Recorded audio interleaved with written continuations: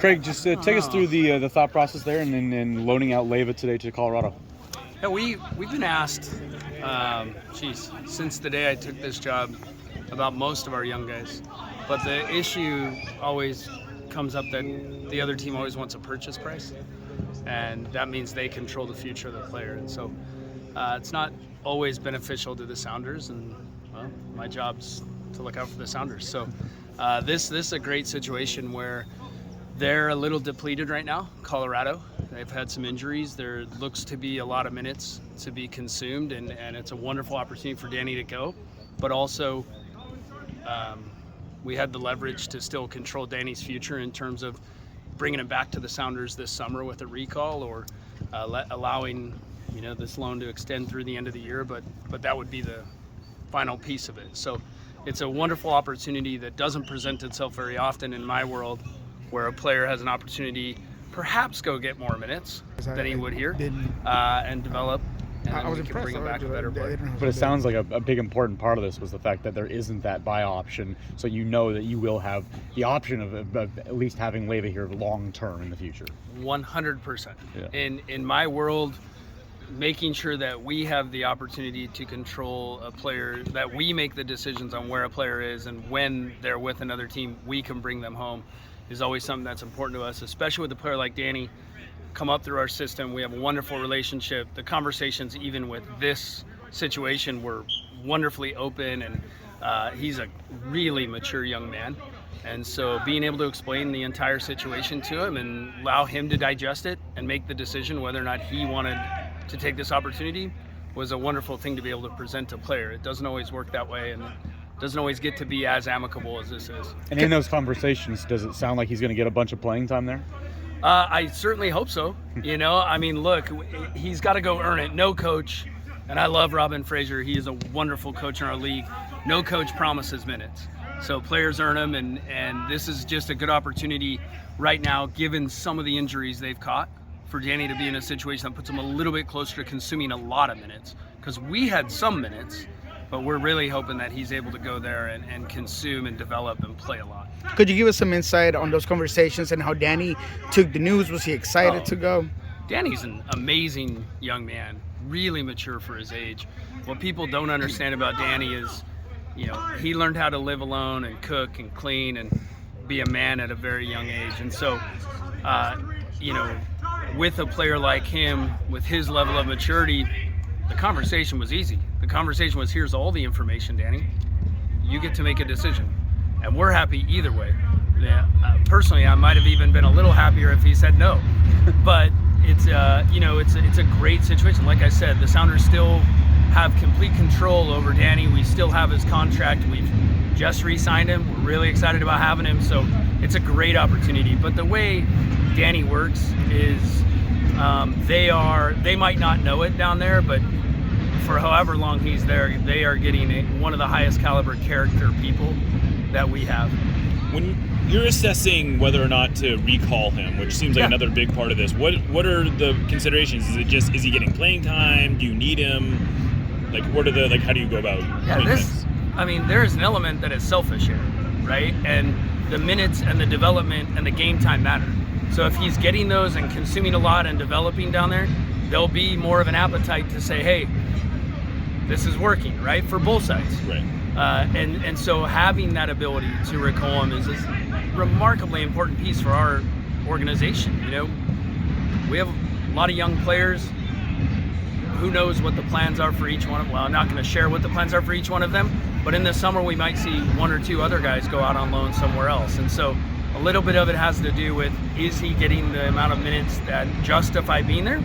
And then the other piece for us, more importantly and most importantly, is, are we in a place that we need him back?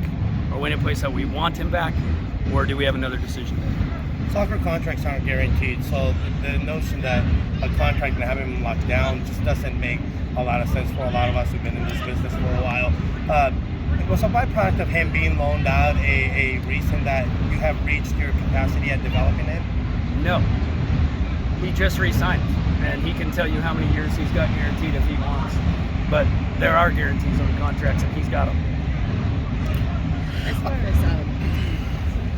So with that, was he just in lockdown? Yeah, look, in terms of when I talk about consuming minutes, and you've heard me say this, and I'll continue to say this, soccer players need to play soccer to get better at soccer. They can practice every day, but games are what matter. And so when you look at our midfield, and knock wood, wherever it is, whoever's watching, we haven't had injuries in the center of midfield yet. We have a lot of players that are capable of playing in there. And so when we're in a situation like this, which is a remarkably unique situation we did not find ourselves in last year, sometimes minutes get thin. In this particular situation, not only are the minutes hard to come by here when you're competing in the center of our team with our roster, you're looking at another team that potentially has a lot more minutes available given some of their injuries. It is the exact situation we found ourselves in last year, so I don't feel great about the situation they're in. But when you can sit down with a player and have a good conversation about the potential opportunity, and they get to make the decision, they get to digest it. We were also able to communicate. By no means is this us saying we're not interested in Danny. We're very interested in Danny, which is the reason we don't have an option for Colorado to permanently keep him.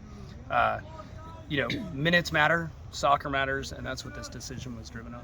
The match tomorrow seemed like a game where he would have played in it, because of trying to get minutes. I think you're on to something. But at the same time, do you feel that there's a different approach, or what is the approach to the U.S. Cup for this organization now? Well, we want to see, in the early stages of the tournament, we want to see guys that haven't been given a lot of chances to compete against professional competition to do it.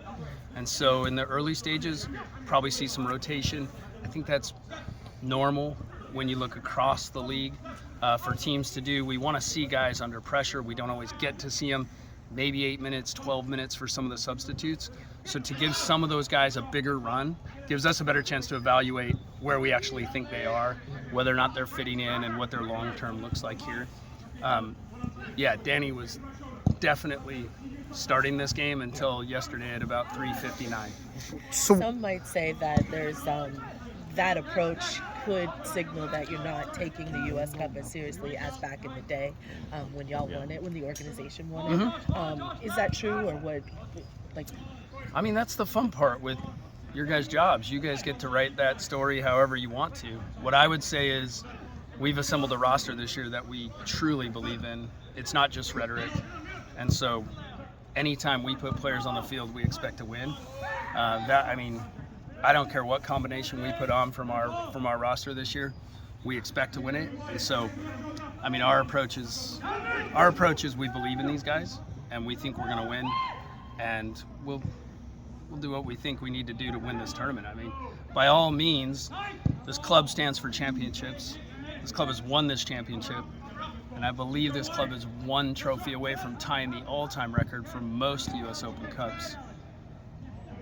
We might be interested in that. We have a little bit of ego involved here. So with that move coming right before this game, is there any plans to loan up players from Tacoma, or are you gonna just kind of stick to Sota and some of the guys that you have available? We'll use a full roster of players. This is a unique opportunity for us to use some of the top performers from our Defiance roster. And so some of those Defiance guys that have really been performing at a high level will be looked at in this game, perhaps as subs, and they'll be an option.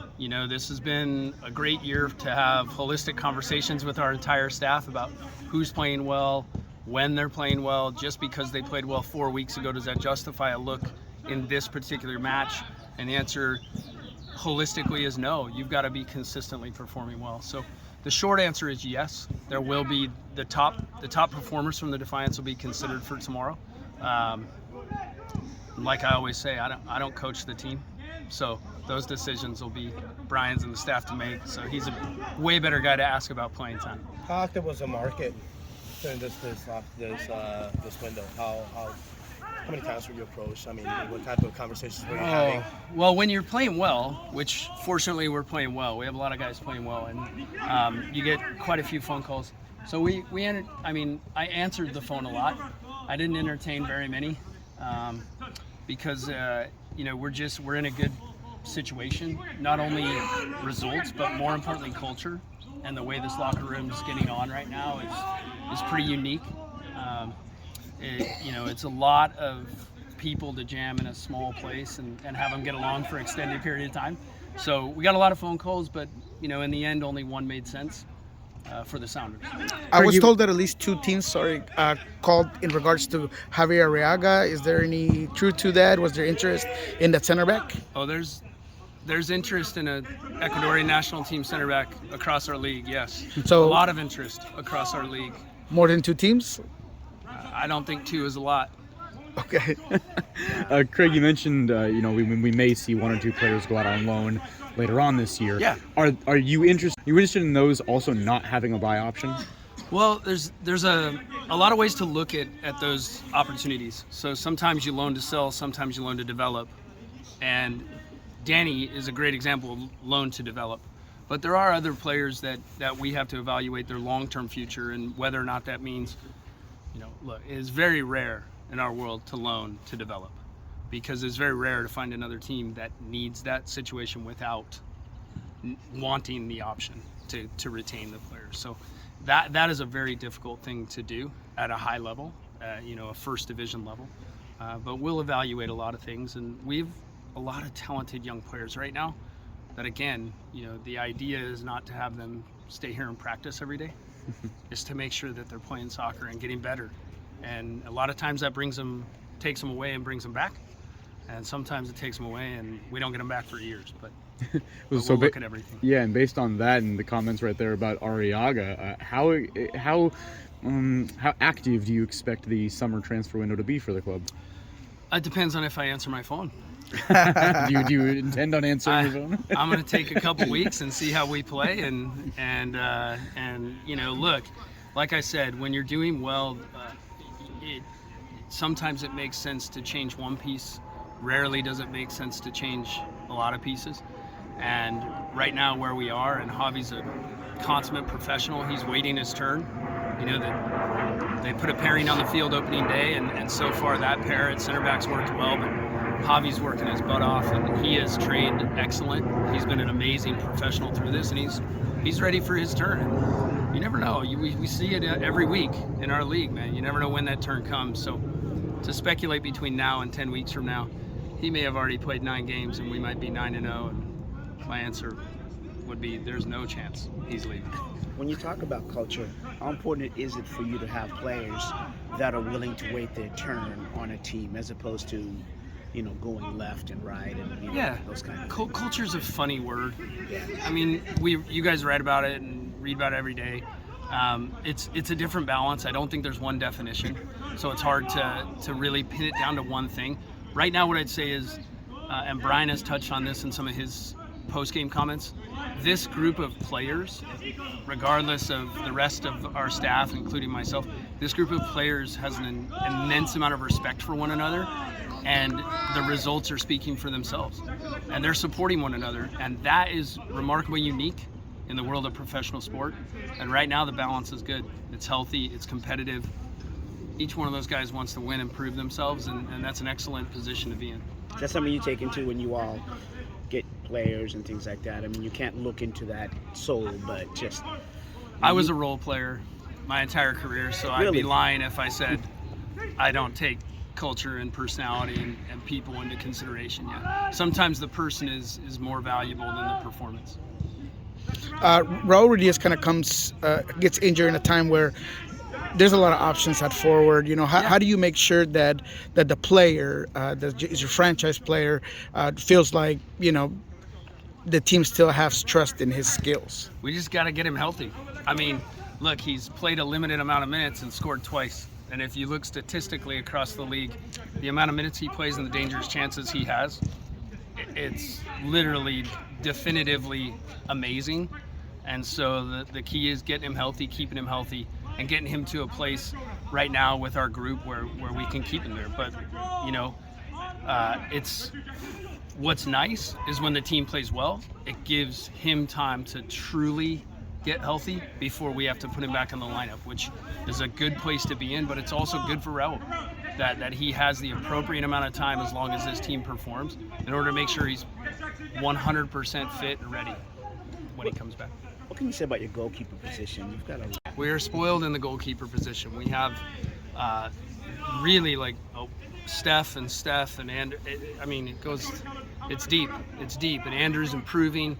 He had a really good game for the Defiance down in Houston, where they started 6 of their first team players against our guys, and our second group, our Defiance group, battled, and he held the fort down, and they got the victory, and that a lot of credit to him. Steph Cleveland's a proven pro. A couple teams looking at him as a starter this last offseason. We're fortunate to hang on to him, and then of course Fry, like, he's been standing in the pipes forever here, so we're pretty spoiled. I don't know how long we can, bit of a unicorn situation there.